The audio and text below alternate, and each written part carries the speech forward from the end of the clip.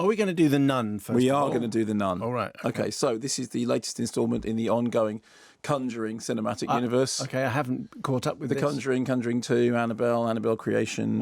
What happens in those? Oh, creepy stuff. Just loads of creepy stuff. And this is, as the lights went down, I remember, so somebody had tweeted me a thing. I said, I'm going to see The Nun. And they said they missed a trick not calling it The Nunjuring. And that gave me more entertainment than the rest of the film. So it's more backstory, character briefly glimpsed in previous films, given more backstory on the basis of, that lamp from Star Wars. I really wonder how it got here. Well, here's the film. So 1952, creepy castle, novitiate nun, a troubled priest, and a really, really annoying French-Canadian called Frenchie, whose catchline is, I'm French-Canadian. Yes, that's the comic interlude. They travel to this remote convent where a nun has mysteriously hanged herself because the convent is actually built in a castle, which was built by a baron who had a satanic incarnation, which is now being kept at bay by the power of prayer. Ooh. Now, I've actually, some of the Conjuring films are better than others, and I went with Child 2, who is very, very sort of big into, what's good and what's bad about the Conjuring cinematic universe. I said to him, you want to come see The Nunjuring? He said, absolutely.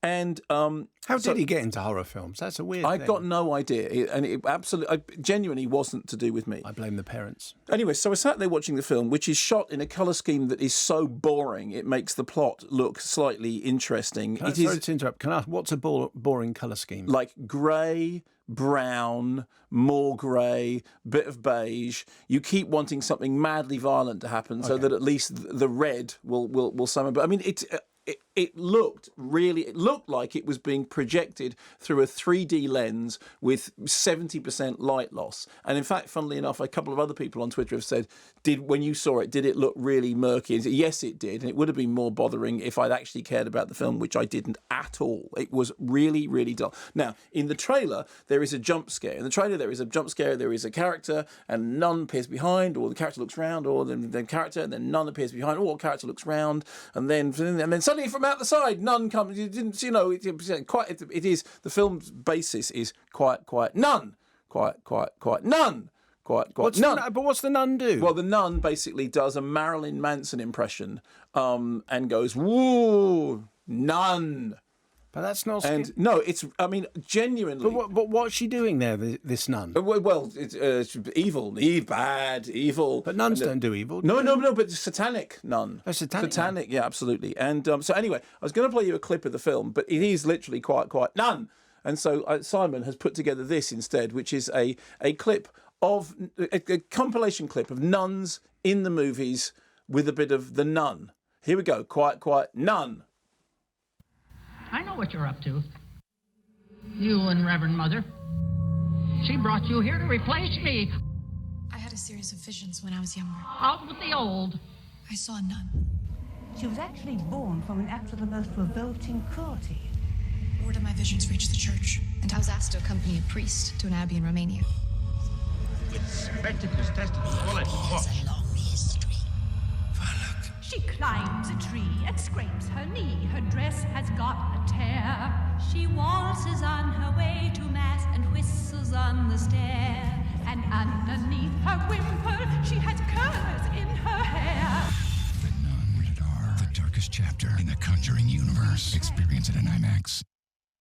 You see, that is what our top production team spend their time doing. That was very good. That was more entertaining than anything. I was literally, there was one moment in The Nun in which because up until now, the movies have had a lot of the kind of quite bang thing. And if you do the quite bang loud enough, of course you jump because it's quite bang. But when it comes to quite nun, it's not scary. But there was one moment when I did jolt, which was that my head lolled forward because I was starting to fall asleep. When you say lolled forward, do you mean lol as in the current use of the word lol? No, I mean lol as in the old-fashioned use of lol. See. Okay. Right. So then I thought, okay, I've paid to see this because I went to see it in a cinema with a paying audience. I have to say, all of whom felt as uninspired by it as I did, all 7 of them. And so whilst I was watching it, I just thought I have to keep myself awake. by thinking of nun puns. So, how many stars? None. How many scares? None. How many people will see it? None. What's the plot like? Utter nonsense. What did the cast remind me of? The Nunth Configuration. Which episode is it? It's 5432 None. That's right, it's episode None, The Phantom Menace. Who's the boogeyman? Marilyn Nunson. How much more boring could it be? None more boring. Which record label is the soundtrack on? None such. Which weapons should they be using? Nunchucks. That was my favourite. What would it be called if they were all very small? Numbelina. How do you like it? I'm not having none of it. What does it all mean? We're none the wiser. And how many more of these should they make? None. That is funnier and more scary and more interesting than anything in the film. I thank you very much. You won't get that in The Observer. It was rubbish. In Sound it of was Music, so boring. I got that message. In The Sound of Music, when the Mother Superior, we just heard the clip where she says, underneath her wimple, she has curlers in the hair. Yeah. In The Nun, Yes. does she have an axe under her wimple? Or anything under her Well, wimple? evil. So when she takes her wimple off, there's evil in her hair. Is that right? That's right. Got nothing else.